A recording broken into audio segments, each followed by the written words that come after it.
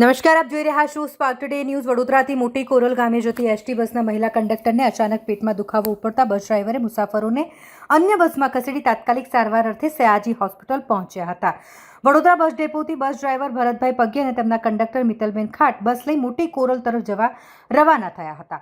આ દરમિયાન કાલાઘોડા પાસે અચાનક મહિલા કંડક્ટર મિત્તલબેનને પેટમાં દુખાવો ઉપડ્યો અને જેને લઈને બસ ડ્રાઈવર ભરતભાઈએ સમય સૂચકતા વાપરી બસમાં સવાર તમામ મુસાફરોને અન્ય બસમાં બેસાડવાની વ્યવસ્થા કરી મિત્તલબેનને લઈને તાત્કાલિક એસએચજી હોસ્પિટલ પહોંચ્યા હતા, જ્યાં હાલ મિત્તલબેનની સારવાર ચાલી રહી છે. હાલ તબિયત તેમની સુધારા પડશે તેવું તબીબોએ જણાવ્યું છે. આઠ મિત્તલબેન એમ ત્યારે અમે ડેપોથી નીકળ્યા કીર્તિ આવવા માટે, મોટી કોરલ નારેશ્વર જવા માટે. ત્યારે બેનને અચાનક એક સાઈડે દુખાવો ઉપડ્યો. પછી મેં પેસેન્જર બીજી બસની સુવિધાથી બીજી બસમાં બેસાડ્યા અને બેનને ઇમરજન્સી માટે દવાખાને લઈને આવ્યો સિવિલ. આ કાલાઘોડાથી કીર્તિ જતે વચ્ચે હતા 10 પેસેન્જર. એમને બીજી એક બસ હતી, એમાં મેં સુવિધાથી બેસાડી દીધા. બરોડાથી મોટી કોરલ